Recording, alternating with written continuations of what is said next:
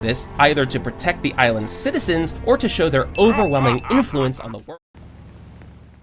Most of these islands were unfortunately left unnamed, but we know of a few that have been mentioned in the anime so far. For example, Fishman Island was previously a part of Whitebeard's territories, since he wanted to protect his friend King Neptune and people from the cruel pirates that visited the island. Then there's Sphinx Island, the place where Whitebeard was born, which is most likely the first island the crew acquired. Besides these two, there's also Futvalton, an island shown in episode 491, which was later taken by Brownbeard. Then there's Port Gibraltar, the place where Whitebeard sent Ace during the events of One Piece Novel A. Considering it was a novel, we don't even have a picture of this island. And lastly, we've seen an unnamed island in a flashback when Jinbei and Ace fought each other, which also belonged to the Whitebeard pirates. Although we only know 5, there's no doubt that Whitebeard pirates had many more islands under them. However, since we are only counting the confirmed ones in this video, the Whitebeard pirates will only get the 3rd place. As you already know, Whitebeard pirates are currently disbanded following their loss at Marineford, and although the majority of their territory has been lost, Marco, Whitebeard's former right-hand man, is still protecting the island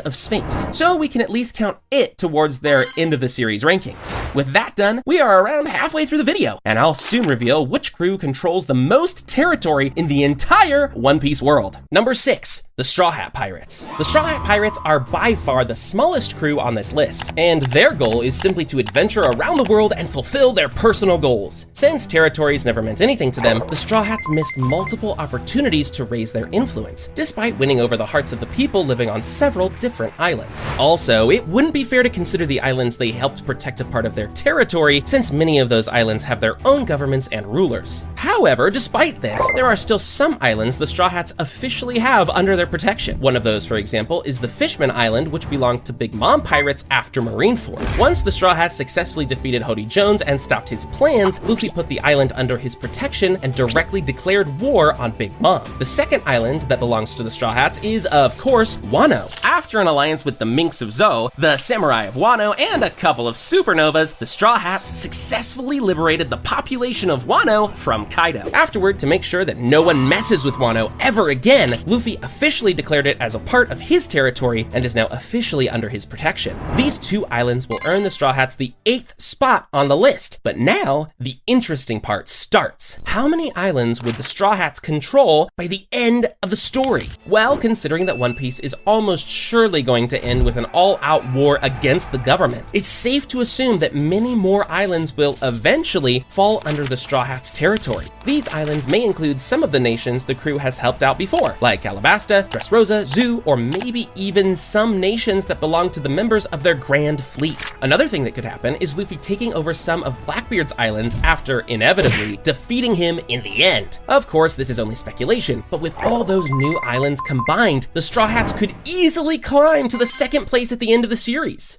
Oh, did you expect them to be in the first place? Well, I did too, but I'll soon cover the crew that even they